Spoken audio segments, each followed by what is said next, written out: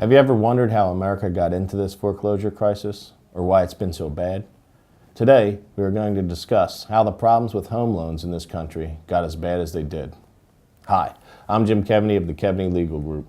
We are a New Jersey and Pennsylvania-based law firm that focuses on helping clients avoid foreclosure. It seems like nearly every day we have someone come into our offices and ask us how the foreclosure crisis began and how it got so bad.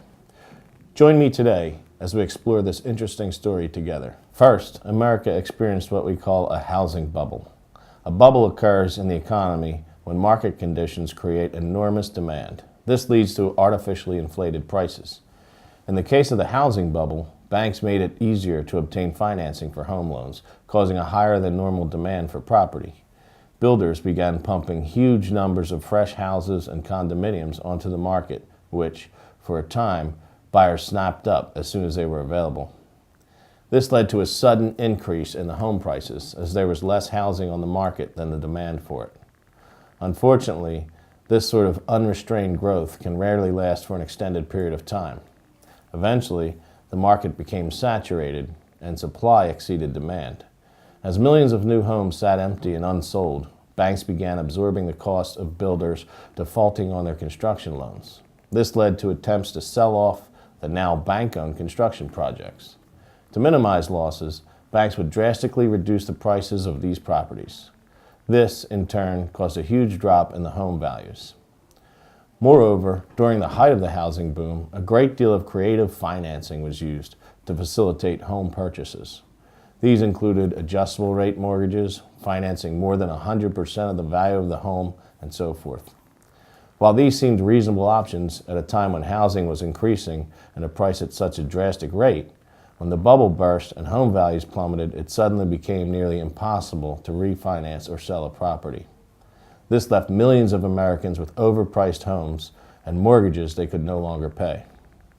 Add to that the effect of this sudden downturn in housing had on the economy and the millions of Americans who lost their jobs as a result, and you have the ingredients for both a recession and a foreclosure crisis. What made it worse was that creative financing I mentioned a moment ago. Unfortunately, banks were all too willing to lend money to people who could not afford it. They would lend on properties that were way over reasonable market value, and they would create terms for the financing that were going to make the loans impossible for the borrower to repay in time.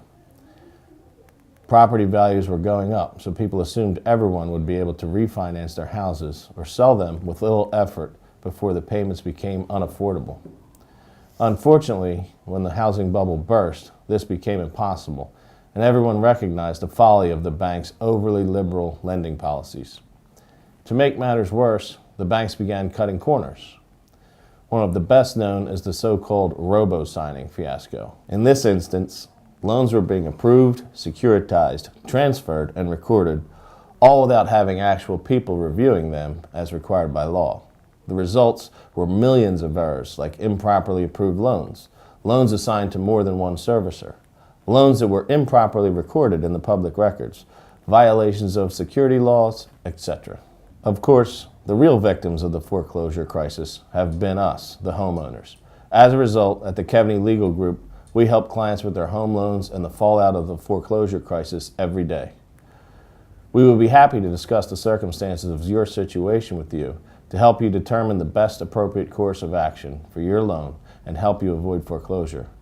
For a free, no-obligation consultation, give us a call at 1-800-219-0939 or email me at jim@keaveneylegalgroup.com. We look forward to helping you make your home loan more affordable. I'm Jim Keaveney, and thanks for watching.